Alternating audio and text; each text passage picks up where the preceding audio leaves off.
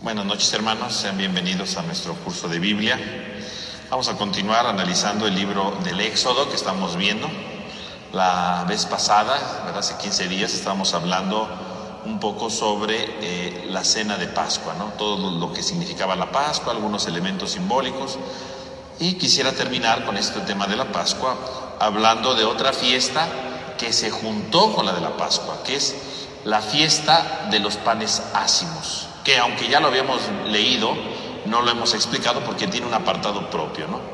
Eso lo podemos ver nosotros en el capítulo 12, versículo del 15 al 20. Entonces vamos a leer ese texto, ¿verdad?, que habla de la fiesta de los panes ácimos, capítulo 12, 15 al 20.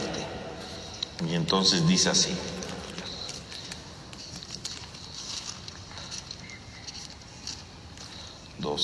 aquí está. Dice: durante 7 días comerán ácimos. Desde el primer día retirarán de sus casas la levadura. El que coma pan fermentado cualquiera de estos 7 días será cercenado de Israel. El primer día tendrán una asamblea santa y el día séptimo tendrán otra asamblea santa. En esos días no trabajarán nada, salvo la comida para cada uno. Esto es lo único que podrán hacer. Guardarán la fiesta de los ácimos, porque ese mismo día yo saqué sus ejércitos del país de Egipto. Guarden este día de generación en generación como ley perpetua. Comerán ácimos en el mes primero, desde el día 14 por la tarde hasta el día 21 por la tarde. Durante 7 días no habrá levadura en sus casas. El que coma algo fermentado será forastero e indígena. Aquí indígena se refiere a indigente, ¿no? Que no tiene casa, ¿no? A eso se refiere indígena, no se refiere a pueblos autóctonos, algo así, ¿no? Será cercenado, o sea, será sacado de la comunidad de Israel. No comerá nada fermentado. En todo lugar donde habiten comerán ácimos. Entonces ahí tenemos esta fiesta de los panes ácimos, que ya habíamos leído la vez pasada. Cuando estábamos explicando la cena de Pascua, hacía referencia a que tenían que comer panes ácimos, pero nada más lo nombraba como parte del ritual. Aquí en este versículo, ¿verdad?, del 15 al 20, empieza a analizar la importancia de hacer los ácimos y la importancia, ¿verdad?, de que no deben comer otro tipo de pan, nada fermentado. ¿Qué es un pan ácimo? Un pan ácimo es un pan sin levadura. Eso es un pan ácimo. Y aquí hay una fiesta entonces de los panes ácimos, que se junta con la fiesta de Pascua. En realidad la fiesta de los panes ácimos pues es una fiesta distinta a la de la Pascua. O sea, son dos fiestas distintas, que con el acontecimiento de la salida de Egipto, el autor está juntando las dos fiestas, pero en el origen eran dos fiestas diferentes.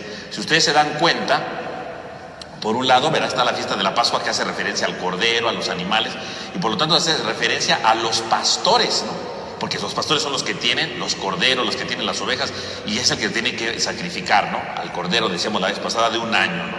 Por lo tanto, significa que entonces es una fiesta de pastores. Estamos ante una fiesta de pastores. En cambio, la fiesta de los ácimos hace referencia a otro tipo de pueblo, ¿no? No hace referencia a los pastores.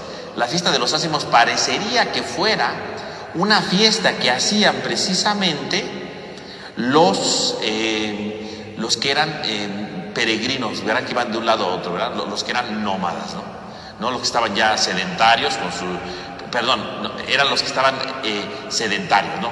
Perdón usted. Los que iban caminando eran los pastores. En cambio, los sedentarios, los que estaban en un solo lugar, ellos son los que hacen precisamente la fiesta de los ácimos, ¿no? Porque ya están establecidos, porque tienen su agricultura, ¿verdad? Pueden sembrar el trigo, pueden sembrar el maíz, pueden sembrar el trigo, con eso hacían el pan. Entonces, quiere decir que estas fiestas recuerdan entonces dos grupos que han formado el pueblo de Israel desde la antigüedad. No solamente en Egipto, sino desde la antigüedad. En la fiesta de los nómadas, ¿verdad?, que van de un lado a otro, ¿verdad?, que eran los pastores. Los pastores nunca estaban fijos en un lugar en la antigüedad. ¿Por qué? Porque cuando había sequías, pues se tenían que mover para buscar en dónde había pasto para sus ovejas, ¿no? O bien, ¿verdad?, tenían que estar en movimiento porque a veces los corrían porque no los querían, ¿no? Entonces, los pastores es un grupo que siempre está caminante, ¿no? Es un grupo que siempre está en movimiento. Y entonces la fiesta de la Pascua parecería que fue en su origen una fiesta que celebraban al inicio del año, ¿verdad? Con la primavera, precisamente agradeciéndole a Dios por sus rebaños. Pero es una fiesta entonces de pastores, ¿verdad? Que van de un lado a otro. En cambio, la fiesta de los ázimos es una fiesta de agricultores, es una fiesta de agricultores, en donde precisamente están fijos, porque un agricultor no puede moverse de un lado a otro, ¿no? Un agricultor es el que tiene una tierra firme, fija, y ahí, ¿verdad? Para siempre vive, ¿no? Porque ahí va sembrando su trigo sobre todo, ¿no? Y entonces ahí siembran, ahí tienen todo, entonces son gente que es sedentaria, ¿no? Que no se pone en movimiento. Entonces son dos grupos que han existido siempre en el origen del pueblo de Israel. Siempre estaba formado por estos dos grupos, gente que era caminante, que se ponía en movimiento, y gente que era sedentaria, gente que se quedaba fija en un solo lugar, ¿no? Y esa es la fiesta de los ázimos. Por lo tanto, la fiesta de la Pascua y la fiesta de los ázimos, antes de la salida de Egipto, ¿qué eran?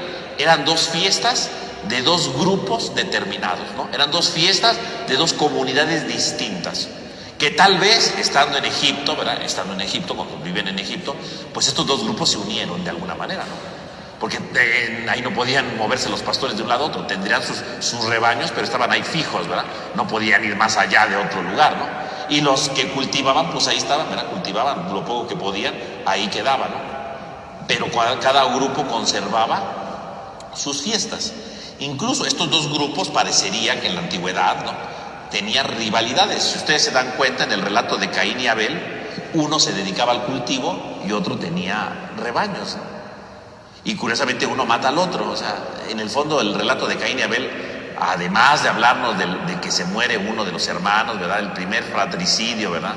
De la historia, parecería que el relato de Caín y Abel también nos narra de los conflictos entre estos dos grupos, que es el origen del pueblo de Israel.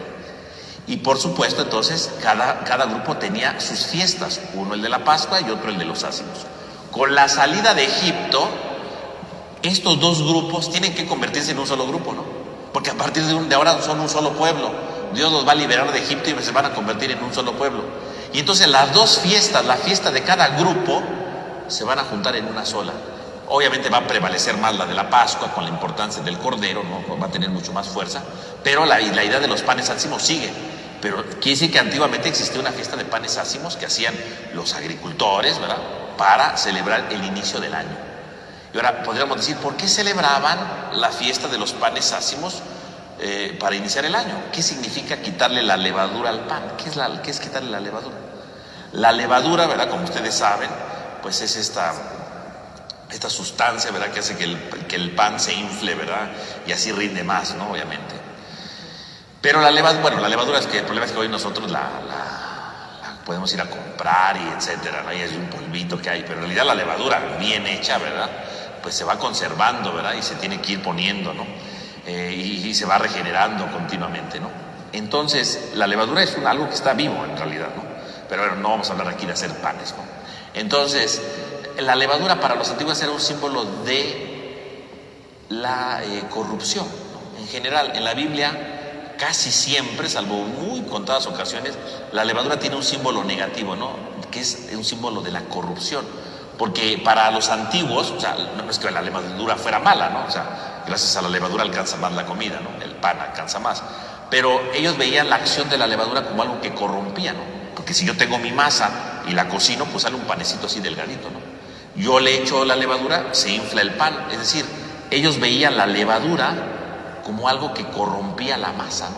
La corrompía al punto de inflarla, ¿no? Era una corrupción. Y lo veían entonces como un símbolo de algo que puede corromper al hombre, ¿no? Cuando entra el pecado en el hombre, lo corrompe y lo infla, ¿no? Porque empieza a hacerse más grande su rencor, se empieza a hacer más grande su envidia, se empieza a hacer más grande sus desdenes, ¿no? Se empieza a hacer más grande sus peleas, sus corajes, ¿verdad? Entonces, la levadura en la Biblia representa la corrupción. Incluso Jesús lo dice, ¿no? Cuando van discutiendo a los apóstoles que no llevan un pan, ahí en el Evangelio de Marcos, ¿no? En el capítulo 8, ¿verdad? Van discutiendo que no llevan pan. Jesús les dice, cuídense de la levadura de los fariseos y de los partidarios de Herodes. Cuídense de la levadura, dice. Y entonces, ¿a qué levadura se refiere? A la corrupción. Porque dice, a ver, pongan atención, Cuídense de ese tipo de levadura, de esa corrupción de los fariseos, ¿verdad? Que se inflan, ¿verdad? Creyendo que son muy santos, que son muy buenos, ¿verdad? Que no se equivocan, ¿no? Cuídense de esa levadura. Cuídense de la levadura de los de Herodes, ¿no? Del poder político, ¿verdad? De esa corrupción. Cuídense de esa corrupción. Fíjense cómo hasta en la época de Jesús existe ese simbolismo de la levadura como algo que corrompe, ¿no? Un caso positivo de la levadura lo hace Jesús sin querer, ¿no? En la parábola esta del que dice que el reino de los cielos se parece a la levadura, que sin saber cómo infla el pan.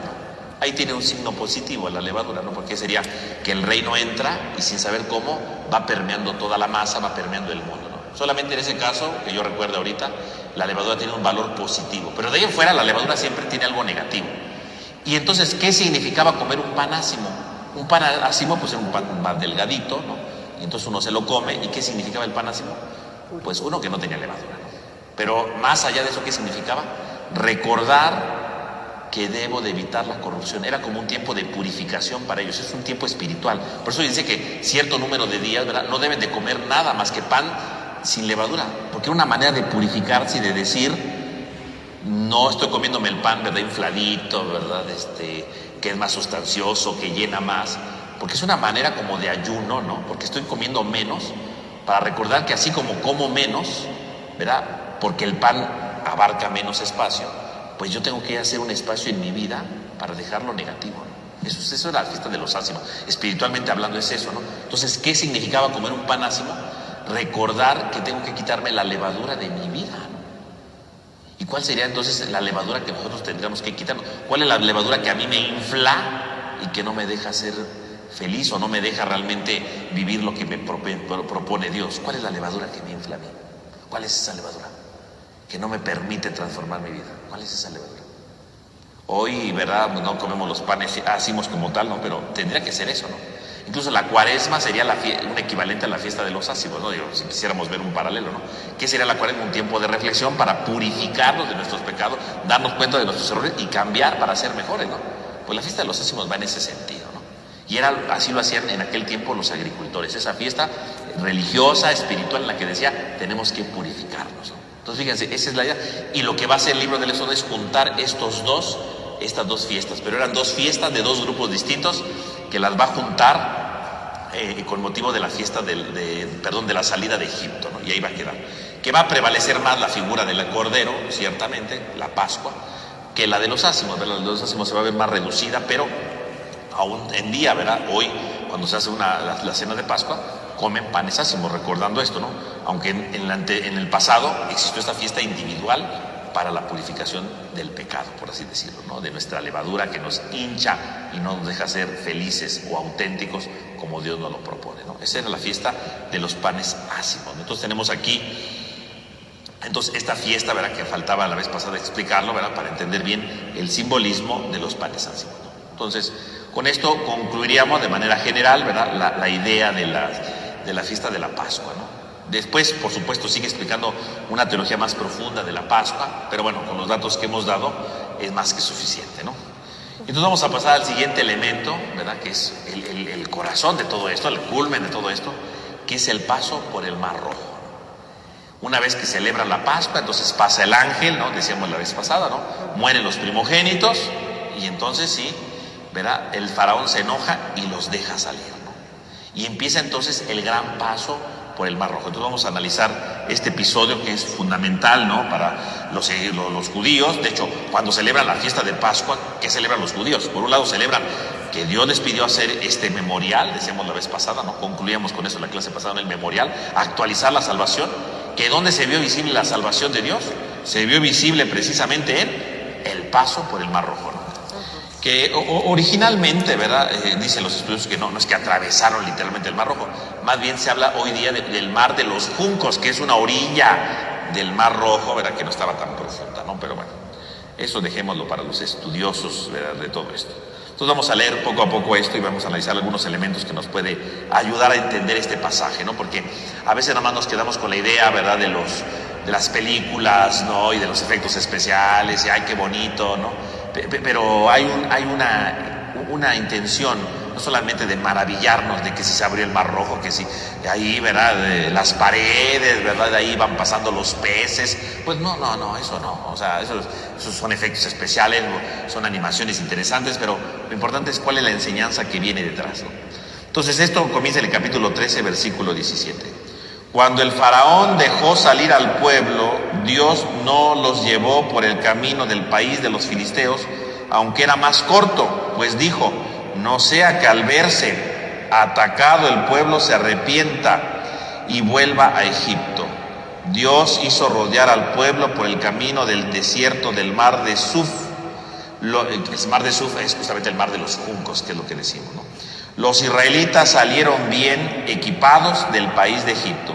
Moisés tomó consigo los huesos de José, porque José se había muerto ahí, no en Egipto, entonces supone que se los llevan los huesos de José.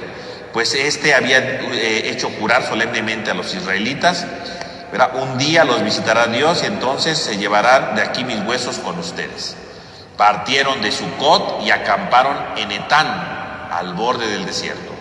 Yahvé marchaba delante de ellos, de día una columna de nube para guiarlos por el camino, de noche columna de fuego para alumbrarlos, de modo que pudiesen marchar de día y de noche.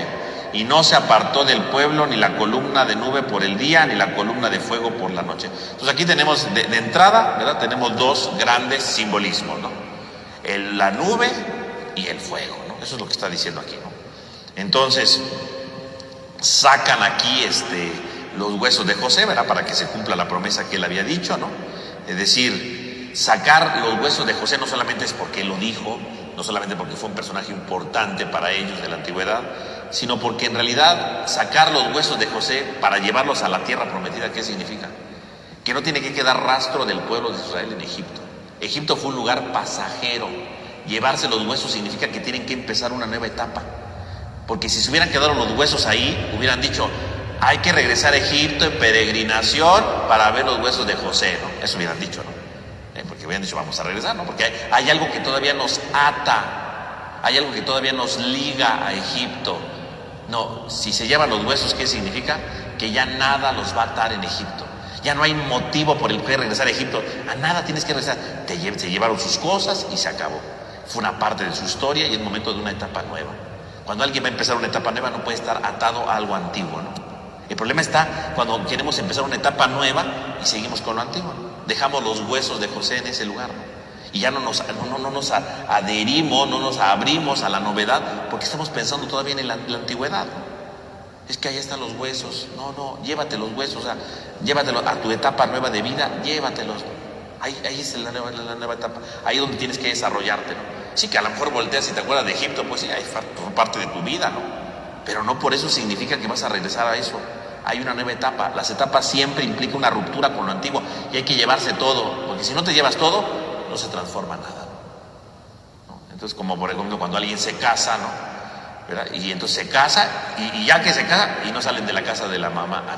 No te hubieras casado, ahí te hubieras quedado, ¿no? O sea, es lo mismo, ¿verdad? Porque hay algo que me sigue atando, ¿verdad? Obviamente no digo que no visite a su mamá, está bien que la visite, que vea cómo está, eso es una obra de caridad y es un agradecimiento de los hijos.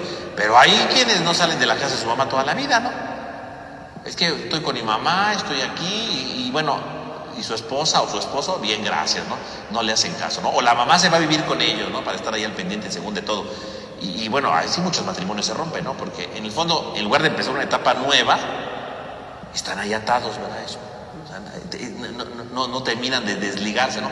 Es que mi mamá, es que esto, sí, hay que estar al pendiente, yo no digo que no.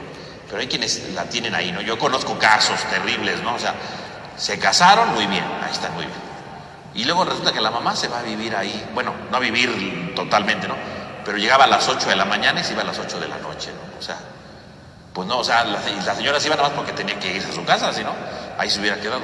¿Cuál es el problema? Que es que le tengo que ayudar a mi hija, le tengo que ayudar a esto, le tengo que ayudar al otro, le tengo que ayudar y entonces, como esposos, pues nunca se entendían, porque todo se tenía que hacer con la mamá. La mamá era la que decidía qué iban a comer, la mamá era la que decidía qué se tenía que hacer. Los días que descansaban, ahí estaba la señora, ¿no? Se levantaban y yo creo que ella les daba los buenos días, porque pues ya estaba ahí la señora, o sea, total que pues era una cosa terrible, ¿no? O sea, ¿qué quiere decir eso? Que nunca se relacionaron. Y luego se rompieron, evidentemente, se divorciaron. Y uno dirá: qué cosa, ¿verdad? Y obviamente culparon al esposo, ¿no? Es que es un energúmeno, era de lo peor. Pues yo no culparía al esposo, yo culparía a la mamá, ¿no? Porque nunca lo dejó ser a la esposa. Es que si no estoy aquí, mi hija no va, no, ¿cómo va a comer? Pues que haga como pueda, ¿no? Pues si la va a estar ahí, pues entonces no se hubieran casado, ¿no? ¿Para qué la casó? Si ahí estaba la señora al pendiente todo el día. Nada más lo dejaba dormir porque Dios es grande, ¿no? Pero en el fondo eso es querer regresar a lo antiguo, ¿no? Si te vas a casar es porque quieres empezar una etapa nueva, ¿no? Es porque quieres empezar una vida nueva. Es porque quieres ser distinto. Si vas a seguir con lo antiguo, es que no puedo dejar de vivir sin mi mamá. Ay, pues no te cases. Quiere decir que no quieres empezar una etapa nueva. Si eres feliz en esa etapa, vive esa etapa. Si quieres vivir siempre, bueno, tu mamá le encanta que estés ahí, no quiere que crezcas, bueno, adelante. Pero no arruines la vida de alguien más, ¿no? Porque no quieres empezar una etapa nueva. Por eso Moisés se lleva los huesos, como diciendo, no hay pretexto para regresar. Si los huesos hubieran quedado, hubiera habido pretextos. Es que hay que ir a ver los huesos de José, ¿no? Es que los extrañamos, es que es un lugar de culto. No, vámonos, no va a quedar nada. No hay ninguna manera para regresar al pasado. Una etapa nueva, una tierra nueva que viene, implica que ya no vamos a regresar a la esclavitud antigua, ¿no? Y ese va a ser el problema en el desierto, ¿verdad? Porque en el desierto van a estar, es que allá había melones, es que allá había pepinos, es que allí las ollas de carne, bueno, y nada más quejándose del pasado. Pero ya no tenía ningún pretexto para regresar, porque los huesos se los llevaron. Por eso dice que se llevan los huesos de José. No solamente porque José lo dijo, no, sino porque es en el fondo dejar de estar atado al pasado, dejar de estar atado a las esclavitudes del pasado. Y entonces sí, ¿verdad? Dice que Dios los va a ir acompañando, dice, por el día con una nube y por la noche con una columna de fuego. ¿Qué es la nube y qué es el fuego, no? Por un lado la nube, pues es el signo de Dios, ¿no? Es un signo de Dios que acompaña, ¿verdad? Es un signo de Dios que guía, es un signo de Dios que protege, porque una nube protege. Además, pensemos el desierto, el solazo que había, ¿no? El calor que hacía. Estar cubierto por una nube, pues es un signo de protección. La nube, por un lado, es un signo de protección. La nube también es un signo de vida, ¿no? Porque de la nube sale la lluvia, ¿no? Sale la vida. Entonces, en la nube ya ver una nube significa vida, ¿no? Porque significa que va a haber agua, ¿no? Ahorita ya está empezando el tiempo de lluvias, ¿verdad? Entonces vemos cómo están las nubes, ya va a llover, ¿no? Ya, lo vemos de inmediato, ¿no? Y ahora nosotros nos podríamos quejar, ¿verdad? Por la lluvia, bueno. Pero hay muchos lugares donde no hay nubes, ¿no? Y esperan una nube con ansias, pues para que llueva. Porque ver una nube en un lugar de sequía es un signo de vida. Entonces la nube es un signo de protección, es un signo de vida, y por lo tanto es un signo de la compañía de Dios, ¿no? Significa que el pueblo de Israel va a hacer su camino hacia la tierra prometida con la presencia de Dios. La nube es la presencia de Dios, pero una presencia que guía, porque la nube no es algo estático, ¿no? La nube con el aire se mueve, ¿no? Y efectivamente el pueblo va a ir caminando y la nube lo va a ir acompañando. ¿Qué significa? Que Dios es el que acompaña a su pueblo, la presencia de Dios que está con su pueblo y que va acompañándolo siempre. Que la nube es la que los va a poner en marcha, ¿no? Porque dice que si la nube se movía, el pueblo se movía. Es decir, la nube es la presencia de Dios que pone en camino, ¿no? La presencia de Dios que pone en marcha. La presencia de Dios que acompaña al pueblo. Esa es la nube, ¿no? Y esto va a estar continuamente en la Biblia, ¿no? Cuando Salomón inaugura el templo de Jerusalén, dice que una nube lo cubrió. Y entonces, ¿qué significa que una nube esté en el templo? Por un lado significa que dentro del templo está la presencia de Dios, lo primero. Pero no solamente eso, que cubra con la nube significa que aunque esté en el templo, no significa que el pueblo tenga que estar siempre estático, porque la nube es movimiento. Entonces, sí, habrá mucho templo muy bonito, que bueno, que vengan al templo, pero ahí está la nube. ¿Qué significa? El pueblo siempre tiene que estar en movimiento, siempre tiene que estar caminando, siempre tiene que estar en marcha. No puede estar instalado diciendo, ya la hicimos, ya no vamos a hacer nada. El pueblo siempre tiene que moverse. Por eso la nube llega al templo, porque el encuentro con Dios es un encuentro que te mueve, y no solamente por irte de un lado a otro, sino porque te mueve al cambio, te mueve a la transformación, te mueve a animarte, te mueve a renovarte, ¿no? Esa es la nube, ¿no? Y también aparece la nube, ¿verdad? Pues, en el Nuevo Testamento, ¿no? Cuando Jesús, ¿verdad? Está ahí en la transfiguración, dice que vino una nube y lo cubrió, ¿no? O en los libros de los Hechos de los Apóstoles, ¿no? Jesús subió al cielo y lo cubrió una nube. ¿Qué significa que lo cubre la nube? La nube es la presencia de Dios que me pone en movimiento. Quiere decir que ahora Jesús es el nuevo guía, ¿no? Así como la nube guiaba al pueblo de Israel en el libro del Éxodo, ahora, ¿verdad? Jesús, que está cubierto por la nube, significa que Jesús es ahora el nuevo guía. Escuchar la palabra de Jesús, escuchar el evangelio de Jesús, escuchar su proyecto es ponernos en marcha. Porque ahora es el proyecto de Jesús, la nueva nube que me pone en marcha, ¿no? O sea, que cada vez que venimos a misa el domingo, en el fondo, ¿qué es? ¿Qué es lo que Jesús me está pidiendo hoy en mi vida? ¿Qué es lo que Jesús me está proponiendo hoy en mi vida? Me tengo que poner en marcha, ¿no? Me tengo que poner en movimiento. Porque no nomás uno viene a escuchar el evangelio, pues qué padre, ¿no? Ay, qué difícil, ay, qué feo, ay, qué aburrido. No, lo que escuché es para que yo me ponga en movimiento, porque Jesús es la nueva nube que me pone en movimiento, que me pone en marcha para alcanzar el proyecto de Dios, ¿no? Es la nube. Y por otro lado el fuego, ¿no? El fuego en la noche, dice, ¿no? Y entonces el fuego que representa, decíamos, la fuerza de Dios, ¿no? Dios que está presente en medio de la oscuridad, porque el fuego no está en el día, el fuego, dice, está en la noche. Cuando viene la oscuridad, cuando vienen las dudas, cuando vienen las incertidumbres, cuando vienen los problemas, ahí aparece la columna de fuego. Ahí aparece la columna de fuego. Y es Dios que entonces viene a darle valor al pueblo de Israel. Es Dios que viene a darle ánimo al pueblo de Israel. Es Dios que viene a acompañar al pueblo, ¿no? Para que en medio de las oscuridades de la vida no se sienta solo. Porque caminar a la tierra prometida no es fácil. Tendrá que pasar por muchas oscuridades, ¿no? Por muchos miedos, por muchas dudas, por muchas crisis. Ahí está el fuego acompañando, ¿no? Ahí está el fuego, ¿no? Haciendo que el pueblo no se rinda, no porque ya llegó la oscuridad, tenga miedo, ya no quiera caminar, se raje, quiera regresarse a Egipto. No, ahí está el fuego. Yo estoy aquí para iluminarte, para darte valor, para darte luz, para que sigas adelante, ¿no? Y es lo mismo que pasa en Pentecostés, si ustedes lo piensan bien, ¿no? ¿Qué pasa en Pentecostés? Todos los apóstoles ahí encerrados por miedo, ¿no? La oscuridad, diríamos, ¿no? La noche, espiritualmente hablando. Y de repente llega el Espíritu con las lenguas de fuego, ¿no? La nueva luz que te da fuerza para caminar. Y los apóstoles salen y empiezan a predicar. Claro, así como el pueblo tenía que caminar aún en la noche, acompañada por esa columna de fuego, ahora la iglesia, ¿verdad?, tendrá que enfrentarse a sus noches, pero ahora acompañada con el fuego del Espíritu. Es el Espíritu Santo quien tiene que guiar la vida de la iglesia. Es el Espíritu Santo el que tiene que acompañar la historia del hombre, de la comunidad creyente. Es el Espíritu Santo el que va iluminando siempre la historia. Ahí está, que me pone en marcha, que me pone en movimiento. Ahí está, nube puesta en movimiento, fuego puesta en movimiento, con valor, ¿no? Disipando la tiniebla. Cristo, la nueva nube que me guía con su palabra. Espíritu Santo, el nuevo fuego que me disipa mis oscuridades para caminar, ¿no? Fíjense cómo en realidad el Nuevo Testamento está iluminado por este pasaje del Éxodo, ¿no? O sea, esos símbolos de las lenguas de fuego, de la nube de Jesús, o sea, tienen su base en este pasaje, ¿no? Entonces las podemos releer a la luz del Éxodo, ¿no? La puesta en marcha, ¿no? Ahí está, ¿no? Entonces ahí está la presencia de Dios, ¿no? Y entonces, ¿verdad? Dice, continúa el texto, ¿no? Lo leemos, ¿no?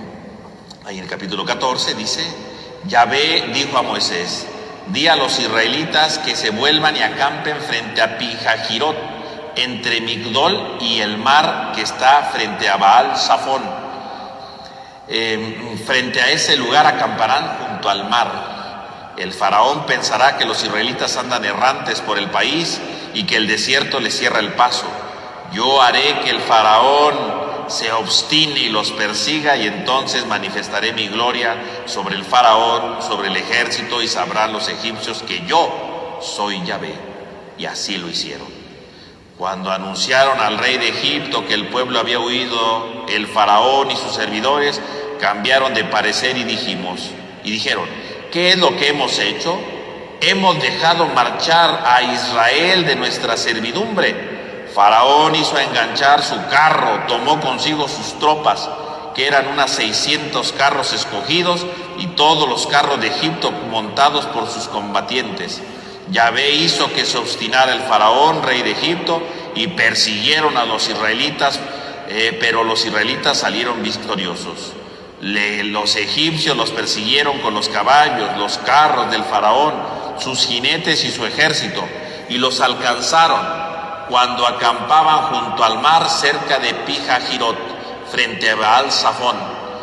Al acercarse el faraón, los israelitas alzaron los ojos, y viendo que los egipcios marchaban sobre ellos, temieron mucho los israelitas y clamaron a Yahvé. Bueno, entonces ahí, primeros elementos, ¿no? Entonces vemos ahí que el faraón se arrepiente y va tras de ellos. Ahora, ¿dónde les dice Dios que acampen? Porque esto es una cosa incomprensible, ¿no? Dice: vayan ahí frente a Pijajirot, entre Migdol y el mar. Es decir, Dios le dice que acampen frente al mar. Eso es una tontería, ¿no? Si van a escaparse de Egipto, porque en realidad el faraón los deja salir, pero es como una especie de fuga que se dieron, ¿no? Se dieron a la fuga ellos, ¿no? Como gente que no quiere que los vieran, ¿no? Y se escapan en la noche, ¿no? Y entonces uno, si va a escaparse, pues uno va y se esconde, uno va y se pone en algún lugar bueno, ¿verdad? Para protegerse, se sube en una montaña, pues para ver a lo lejos, para protegerse. No va uno y se acampa frente al mar, ¿no? Eso sería una tontería, ¿no? Si usted lo piensa bien, si yo voy a escaparme, ¿verdad? Porque soy un prófugo, porque salieron como prófugos los israelitas, ¿no? Porque los dejó salir no porque de buena gana, los dejó salir porque se murieron los primogénitos, ¿no? Porque el faraón se le murió su hijo y en su tristeza y en su dolor dijo, ya lárguense de aquí, ¿no? Y rapidísimo se empezaron a ir. Pero si se iban a escapar, ¿qué van a hacer frente al mar? En una emergencia, en algún problema, ¿a dónde corren, no? Y efectivamente, cuando vieron al faraón, se llenaron de miedo, porque de este lado el faraón y de este lado el mar, ¿a dónde corren? No hay a dónde correr. Qué curioso que Dios les pida eso, ¿no? Qué curioso que Dios le diga que acampen en ese momento, ¿no? En esas circunstancias, ¿no? Pero ahí quiere que Dios ponga, ¿no?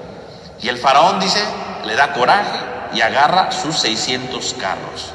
Bueno, ¿qué significa aquí los 600? O sea, si fueron 600, vaya usted a saber, ¿no? El número 600, pues es un múltiplo del 6, ¿no? El 6, recordemos que en la Biblia es el símbolo de lo incompleto, ¿no? De lo que no está acabado, ¿no? Ese es el 6. Por lo tanto, significa que el faraón tiene 600 carros, tiene muchos carros, pero están incompletos. Son insuficientes, son limitados, ¿no? Delante del poder de Dios, delante de la fuerza de Dios, el faraón tiene carros limitados. El faraón tiene carros o una fuerza militar limitada, está incompleta. Entonces, por un lado, 600 podría parecer, una cosa enorme, ¿no? Imagínense 600 carros viniendo sobre el pueblo de Israel, no, pues el fin, ¿no? Una matazón que iba a pasar ahí, ¿no? Pero el número 600 ya está diciendo desde el principio, podrá parecer muy imponente, pero está incompleto. El poder de Faraón está incompleto, no puede hacer nada, ¿no? No puede hacer nada, ¿no? Y entonces aquí viene la lucha final. Decíamos nosotros que la primera parte del Éxodo es la lucha entre Dios y el Faraón. Y ya viene el momento de la última lucha. Todas las plagas, ¿verdad? Fue la grande lucha que Dios tuvo con el faraón, ¿no? Deja salir a mi pueblo, no quiero, ¿verdad? Y toda la lucha, y viene una plaga, y viene la otra, y viene la otra. Finalmente el faraón cede, ¿verdad? Con la muerte del primogénito, ya que se larguen todos de aquí, ya no los quiero ver. Y de repente agarra el coraje el faraón y dice, no, ¿por qué los dejé, no? Y ahí va de regreso el faraón, ¿no? Entonces viene la última batalla. O sea, esto no nomás hay que verlo como que persigue a los israelitas. Estamos viendo entonces cómo el faraón va a encontrarse con el pueblo, ¿verdad? Porque lo quiere destruir. Pero en realidad es la última batalla entre el faraón y Dios. Es última. Ya después de esto el faraón no vuelve a aparecer. Bueno, porque se va a ahogar en el mar, ¿no? Pero en el fondo, ¿qué es? La última batalla. Dios está a punto de ganar, ¿no? Viene la batalla final, ¿no? El faraón agarra sus carros como una guerra. Porque si yo voy por unos prófugos que ni armas tienen, ¿para qué llevo carros, no? Sí, voy con los soldados y los agarro y ya, ¿no? Pero que 600 carros por un puñado de gente, de unos prófugos que no tenían ni armas, estaban indefensos, eran débiles, mujeres, niños. Oigan, 600 carros, parece una exageración. Pero en el fondo lo que está diciendo el autor es que el faraón está tomando sus fuerzas porque va a la última batalla. ¿La última batalla contra quién? La última batalla contra Dios. Faraón y Dios enfrentarán su última batalla. Es lo que está diciendo el texto, ¿eh? Es lo que está diciendo, es lo que hemos dicho, ¿no? Y entonces ahí van, ¿no? Ahí van corriendo. Y dice Dios, váyanse allá, pónganse en el mar, para que el faraón piense que andan errantes y que se les ha cerrado el paso, ¿no? Porque Dios da la interpretación de por qué van a quedarse ahí en el mar, ¿no? Dice, pónganse ahí, porque el faraón pensará, ¿no? Dice el versículo 3, ¿no? El faraón pensará que los israelitas andan errantes y que el desierto les cierra el paso. O sea, vamos a hacerle creer al faraón que están perdidos y que él las lleva las de ganar, ¿no? Es lo que está diciendo, ¿no? Vamos a ver, ¿verdad? Que el faraón, se imaginen que andan errantes, ¿no? Que andan errantes. ¿Qué dice errantes? Que no saben ni para dónde, ¿no? Que no saben ni para dónde dirigir sus vidas, ¿no? Que están perdidos, que ya perdieron todo. Vamos a hacerle creer eso al faraón. Pero en realidad no andan errantes porque yo los voy dirigiendo. En el fondo es una imagen del pastor, ¿no? Y que luego Jesús la va a retomar, ¿no? En el Evangelio de Marcos, ¿no? En el capítulo 6, 34, ¿no? Cuando Jesús llega, ¿verdad? Y dice que va a descansar con sus apóstoles y de repente llega una multitud, ¿verdad? Que lo estaba buscando Dice, y Jesús los vio errantes como ovejas sin pastor. ¿Y qué hace Jesús? Los empieza a instruir. No puede ser que el pueblo esté como ovejas sin pastor. No puede ser que el pueblo ande de un lado para otro, ¿verdad? El pueblo tiene que encontrar un camino en la vida, ¿no? Lo mismo pasa ahí. El faraón va a pensar que ustedes están como ovejas sin pastor, errantes, pero yo soy su pastor. Y este pastor va a sorprender a todos, porque este pastor va a mostrarles el camino, no por una vereda muy cómoda, va a mostrarles el camino rompiendo las aguas y atravesando las aguas, para ver que este pastor no solamente tiene ovejas errantes, las tiene bien guiadas, y también guiadas las tiene que van a pasar por las fuerzas del mal, ¿no? Que es el mar. Y entonces Jesús igual, ¿no? Jesús obviamente no está en el mar rojo, obviamente que no, pero Jesús está ahí, ¿no? En medio del mar, perdón, ahí está con el pueblo, ¿no? Y lo empieza a instruir. Y así como el pueblo, ¿verdad? Del pueblo de Israel parecía errante, parecía que no sabía a dónde ir, va a atravesar el mar rojo, ¿no? Para ser libre. Pues ahora el pueblo de Israel en el Nuevo Testamento anda errante, no sabe para dónde. Jesús aparece como el pastor para que el pueblo sea libre a través de su enseñanza. Y así como el pueblo de Israel atravesará el mar rojo, el pueblo de Israel, ¿verdad? En la época de Jesús va a atravesar, ya no el mar rojo, ¿verdad? Va a atravesar su esclavitud para ser libres a través del evangelio. O sea que el paso del mar rojo no nada más hay que verlo como hay un acontecimiento del pasado. Jesús, al ver al pueblo como ovejas sin pastor, lo instruye para que pueda atravesar el nuevo mar rojo, que el mar rojo ya no es el mar físico, ¿no? El mar rojo es el símbolo de la muerte, de la esclavitud. A partir de ahora, con la enseñanza de Cristo, todos podemos atravesar el mar. Si tú te atreves a escuchar la palabra, si tú te atreves a dejarte guiar por Cristo, que es pastor, tú podrás guiar toda tu vida a la libertad plena, a la libertad total. El paso del mar rojo no es el acontecimiento del pasado, es presente. Cristo es el nuevo pastor que nos lleva a atravesar el mar de la destrucción. Ahí está, ¿no? Y ahí está, entonces. Y entonces viene la persecución, ¿verdad? Y entonces en ese momento, ¿verdad? Cuando ven que los egipcios vienen, le dijeron a Moisés, ¿acaso no había sepulturas en Egipto para que nos hayas traído a morir en el desierto? ¿Qué has hecho con nosotros sacándonos de Egipto? ¿No te dijimos en Egipto, déjanos en paz? Serviremos a los egipcios, pues más nos vale servir a los egipcios que morir en el desierto. Moisés respondió al pueblo, no teman, estén firmes y verán la salvación que Yahvé les otorgará en este día, pues los egipcios que ahora ven no los volverán a ver nunca jamás, pues Yahvé peleará por ustedes y ustedes no se preocupen, ¿no? Ahí está, Yahvé peleará, la batalla está a punto de empezar, ¿no? Y fíjese cómo el pueblo se queja, ¿no? Que no había sepulturas en Egipto, o sea, pues para morirnos aquí, pues mejor en Egipto, ¿no? Pues ahí hay sepulturas, ¿no? Dice, ¿qué has hecho sacándonos de Egipto? ¿Por qué, no? Y le reclaman a Moisés, no te dijimos, déjanos en paz, queremos servir a los egipcios, ¿no te lo dijimos? ¿Para qué te hicimos caso, no? Y les da coraje, ¿no?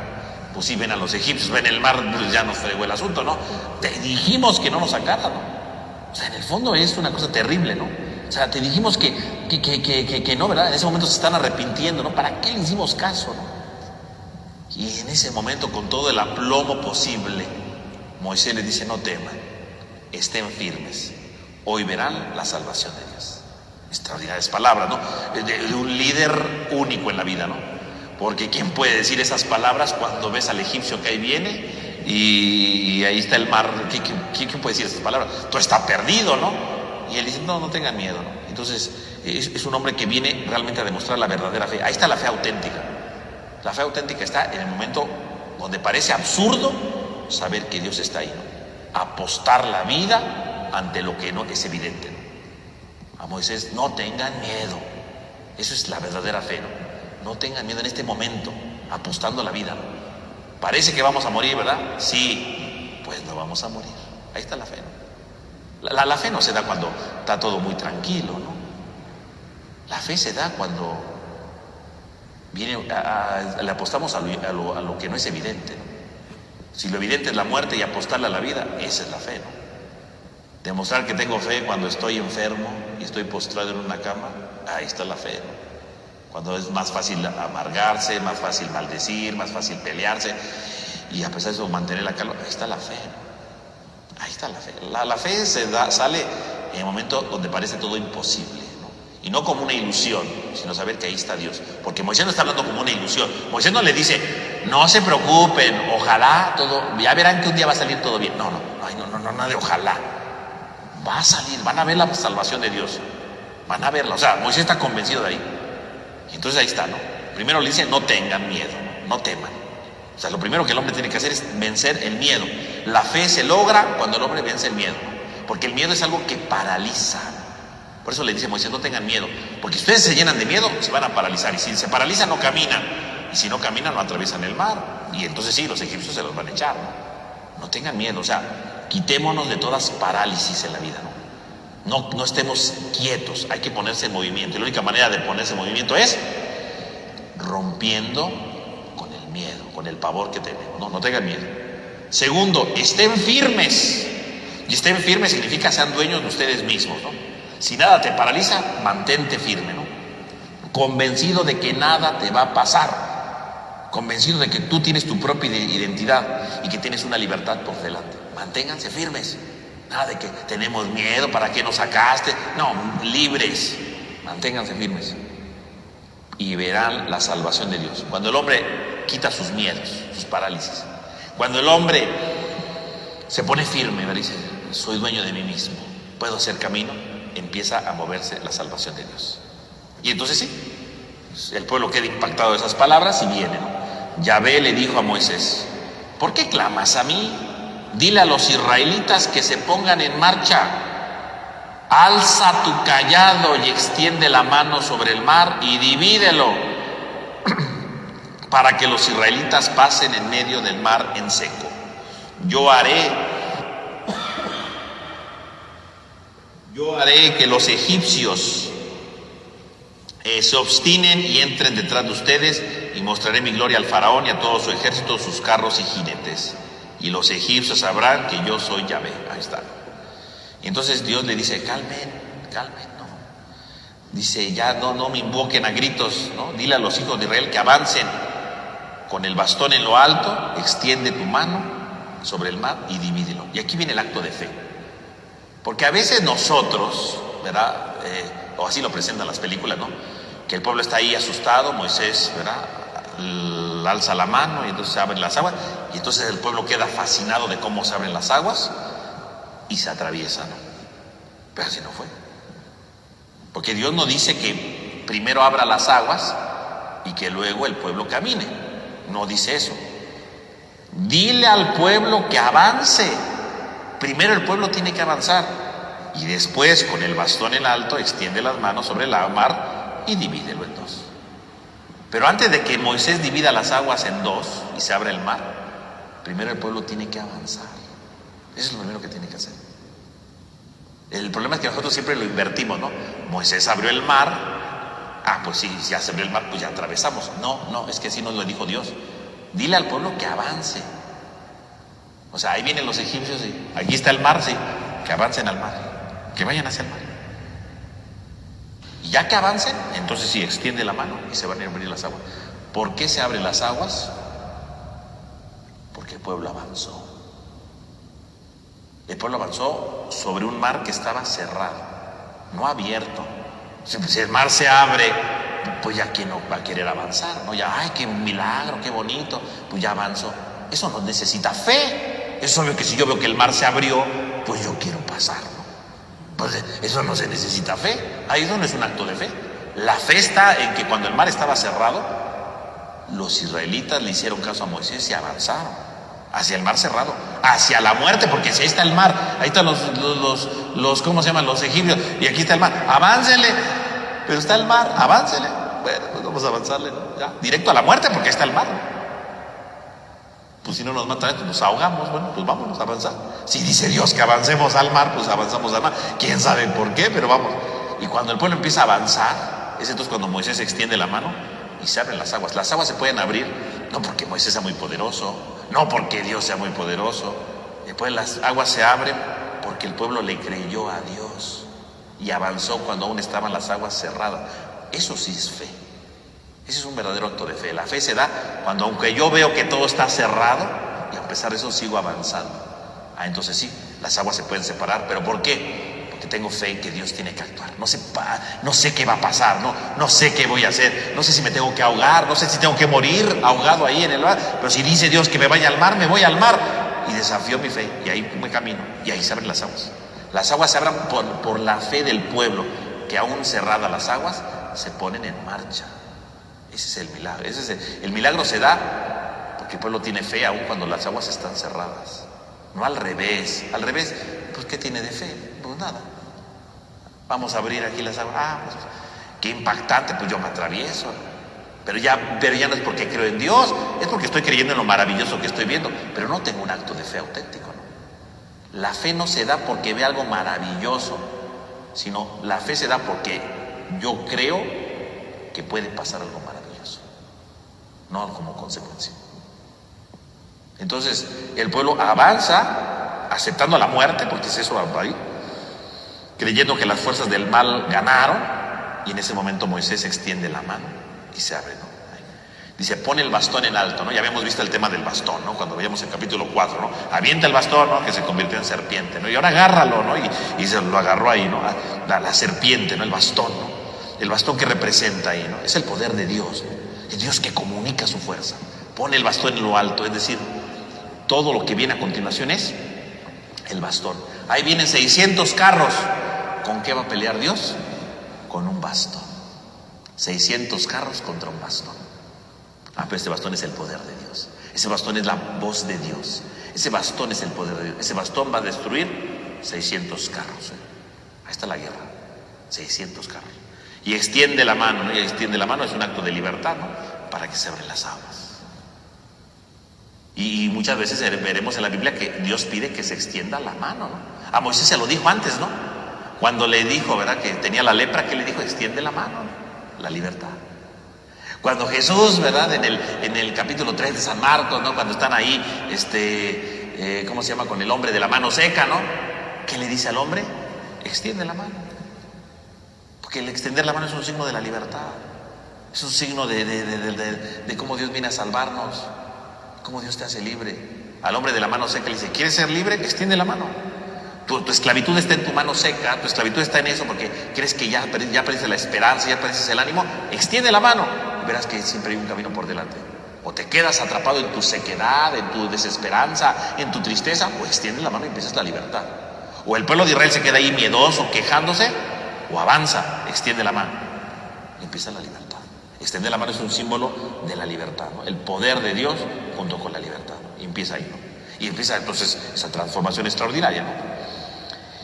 Y entonces dice, ¿no? El ángel de Dios iba delante de Israel y se desplazó como retaguardia, ¿no? Entonces aparece ahí la imagen del ángel. Vaya usted a saber qué significa eso de que el ángel apareció ahí. Si es la imagen de un ángel efectivamente que está ahí, o se refiere a que Dios los iba acompañando, o se refiere a la nube, o se refiere al fuego. El ángel es una figura extraña ahí, ¿no? Y entonces el ángel, ¿verdad?, dice, la columna de nube que iba delante de ellos se desplazó y se colocó detrás, metiéndose entre el campamento de los egipcios, ¿no? Y entonces dice, Moisés extendió su mano sobre el mar y Yahvé hizo retroceder al mar mediante un fuerte viento del este que sopló toda la noche. Ahora, aquí hay dos. Acuérdense que cuando empezamos este curso hace quién sabe cuánto tiempo, ¿verdad? Decíamos que el libro del Pentateuco, bueno, el libro del Éxodo, por lo tanto, el Pentateuco, tiene por lo menos 4 autores.